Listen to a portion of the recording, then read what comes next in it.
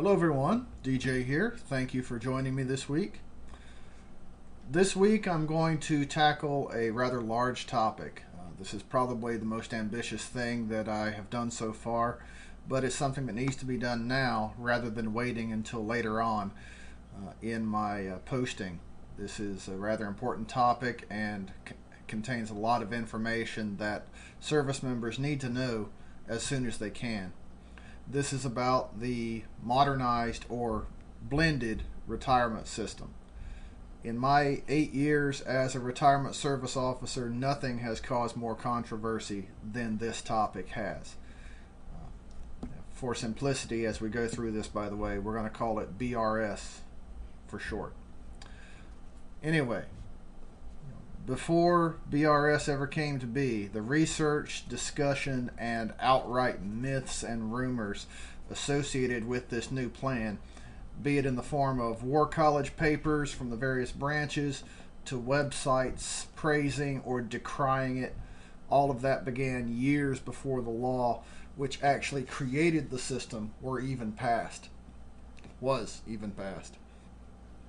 Now that we have some actual written information about the plan, we can begin a legitimate discussion of the plan and how it will work. Last year's National Defense Authorization Act, that's for fiscal year 2016, created a modified retirement plan for military service members. The law had several effects on the retirement plan that we currently have. It changed the way retired pay is calculated, modified the workings of the Uniformed Services Thrift Savings Plan, eliminated the career status bonus while creating a new type of career continuation pay, and added the ability to opt for a partial lump sum payment of retired pay. This year's Authorization Act changed things a little bit more. I'm going to split this up, by the way, into several episodes just so we can tackle individual facets of this new plan as it should be, devote it the proper attention. If I don't do that, then this episode will seem to go on forever. So I certainly don't want to overload anyone with information. This is an elephant best eaten in small bites. Here is what you initially need to know about the blended retirement system, though. I will explain these points briefly and give it a lot more information and development in future episodes. For now, we'll keep it short. Monthly retired pay is not being eliminated under this plan. It is only going to be reduced by 20%. If you are an active duty retiree with 20 years of active duty service, this means a 40% pension instead of 50%. For reservists, I will refer you to the value of a retirement point chart in the resources tab of my site. I have one for the current plan and the new plan. You can see how it affects things there. Next point. The Thrift Savings Plan will now have matching funds up to 5%. Each branch of service will set its own criteria for the career continuation pay that I mentioned a moment ago.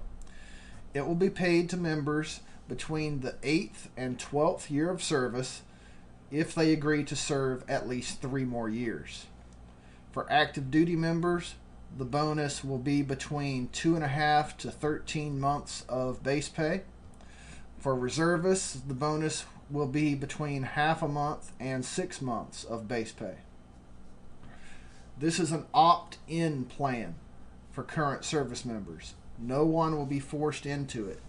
If you are currently serving on or before, let's just say on 31 December 2017, and you have less than 4,320 retirement points, you will have the choice over 2018 to opt into this new plan.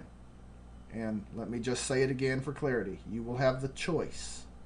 It's up to you. Members who join on or after 1 January 2018 will automatically fall under this new plan. That's it for the intro.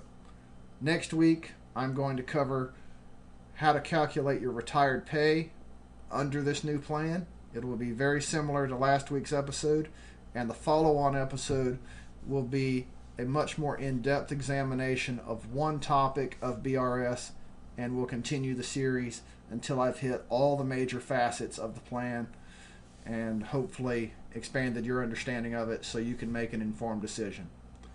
That's all we have for now. Please join me next week. Thank you for joining me, and of course, thank you for your service.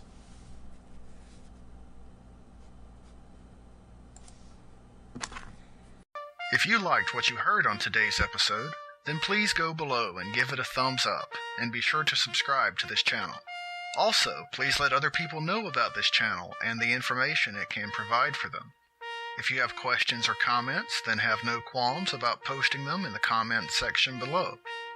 Please remember the RC Retirement YouTube channel and the RC Retirement website are not recognized or endorsed by the Department of Defense, the Department of Veterans Affairs, or any other government agency. The information presented in these resources are for entertainment and informational purposes only. Also, the content of either of these resources should not be considered financial or legal advice. Please consult with your own legal counsel, accountant, and financial planner before making any decisions based on what you have learned here. As always, thank you for watching the RC Retirement YouTube channel.